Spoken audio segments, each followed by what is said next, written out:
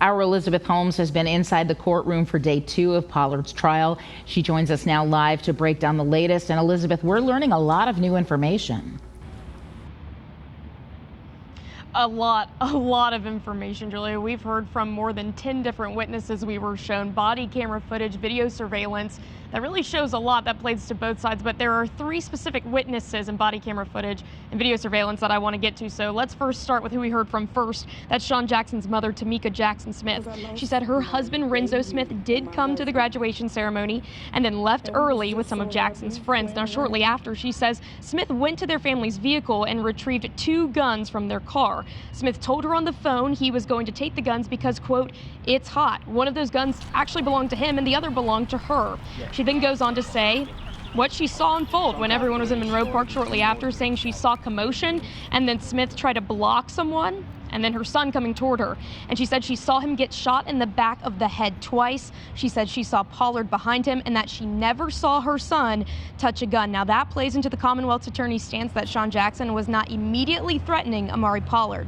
We then heard from one of the friends involved, Malachi Mann. Mann did say on the stand that he was at graduation, that he also left the graduation early with Renzo Smith and some other friends, and that he too got a firearm from his vehicle. He told the court that he got it, quote, for safety because he had been shot before. He said he saw Amari Pollard in passing before he went back to Monroe Park, and that's when all the commotion unfolded. Now, Mann said he was separated from Sean Jackson and the others, saying he, quote, possibly pulled out a gun when he heard gunshots ring out, but that he did not know where they were coming from. And then we heard from Jamon Flowers. He's one of Sean's friends who was with Renzo Smith and Malachi Mann. He is one of 2 juveniles at the time who have been charged with firing a weapon on June 6th. Now, Flowers said he too went back to his vehicle after leaving graduation early to retrieve a weapon from a vehicle because he too had been shot just a few months prior. And he said he saw Amari Pollard's family, quote, taunting Sean Jackson, saying Pollard lifted up his shirt and said, quote, I'm strapped. He said there was a verbal altercation, but that he saw Sean walk away. Again, that plays to the Commonwealth's stance that Sean was leaving, that he was not a threat to Pollard. Now, Flowers then says that he pulled out his gun and started firing in the direction of Pollard after he heard those gunshots. He then ran away and then later threw his gun into the river. He said on the stand that he had previously threatened to kill Pollard before.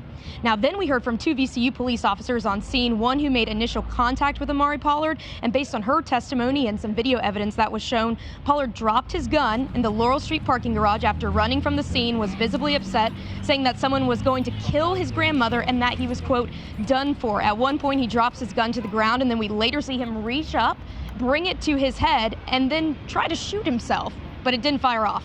Now, he later hugged a second VCU police officer who came on scene, and he kept on saying that he needed to hide, fearful that people were going to, quote, come after him. He does admit to the shooting and says at one point in the video that he will turn himself in, and that does play to the defense's side, saying that Pollard was scared for his life. Now, court will reconvene at 9 a.m. tomorrow. We'll tell you what we can expect. That's all new at 6. In Richmond, I'm Elizabeth Holmes, CBS 6 News. Thank you, Elizabeth. And CBS 6 will continue to follow this trial as it continues this week. You can keep up with all the latest updates on our website or by downloading the free CBS 6 News app.